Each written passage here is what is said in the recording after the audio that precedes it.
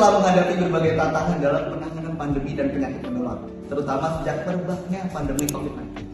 Pemerintah Indonesia telah menerapkan berbagai kebijakan, termasuk Undang-Undang Nomor 17 Tahun 2023 tentang Kesehatan yang bertujuan untuk memperkuat sistem kesehatan nasional dalam menghadapi tantangan pandemi dan penyakit menular serta meningkatkan kerjasama internasional, khususnya dengan negara-negara ASEAN. Nah, indeks cakupan pelayanan kesehatan Indonesia yang sempat meningkat dari 42 pada tahun 2010 lalu menjadi 56 pada tahun 2009.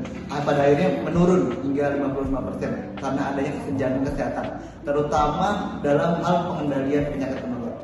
Kerjasama internasional khususnya dalam kerangka ASEAN menjadi sangat penting dalam menghadapi pandemi dan penyakit menular. Indonesia perlu memperkuat kolaborasi dengan negara-negara ASEAN dalam berbagai informasi, teknologi, sumber daya dalam kapasitas penanganan pandemi.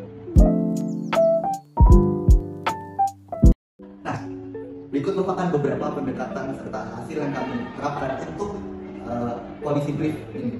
Yang pertama yaitu pendekatan epidemiologi berbasis data.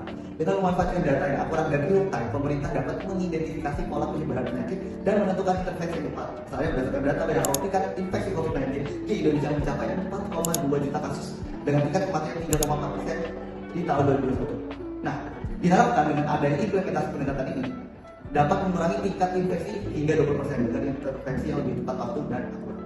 Kebijakan Kementerian Kesehatan Republik Indonesia saat ini seperti Keputusan Menteri Kesehatan Nomor 0107 Manifest Nomor 413 di tahun 2020, yaitu mengenai pedoman pencegahan dan pengendalian COVID-19, sayangnya belum sepenuhnya memanfaatkan data epidemiologi secara real time untuk pengambilan keputusan. Nah, pemerintah melalui Kemenkes RI harus dapat memanfaatkan inisiatif seperti Asian Center Public Health Emergency and Emerging Disease atau ACPHAED dengan maksimal untuk memfasilitasi koordinasi antar negara dalam respon pandemi.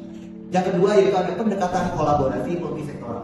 Penelitian menunjukkan bahwa negara-negara yang menerapkan kolaborasi multisektoral seperti Korea Selatan berhasil menurunkan tingkat infeksi hingga 30% dibandingkan dengan negara-negara yang hanya mengandalkan sistem kesehatan.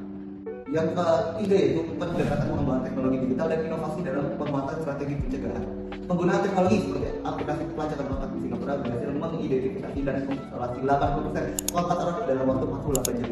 Di Indonesia sendiri, adopsi teknologi serupa dapat meningkatkan kecepatan dan akurasi pelacakan kontak yang saat ini hanya mencapai 60%. Namun, kebijakan Kementerian Kesehatan Republik Indonesia saat ini belum sepenuhnya mengintegrasikan atau menghubungkan teknologi digital dalam strategi penanganan pandemi.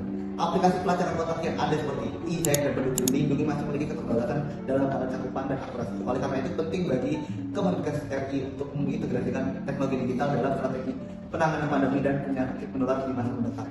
Yang keempat atau yang terakhir ada pendekatan penguatan kapasitas laboratorium dan tenaga kesehatan.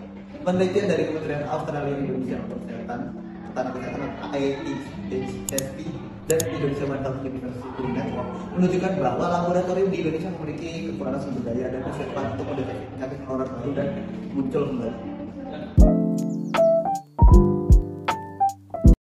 Dalam menghadapi tantangan pandemi dan penyakit menular, Indonesia perlu memperkuat strategi kerjasama dengan negara-negara ASEAN.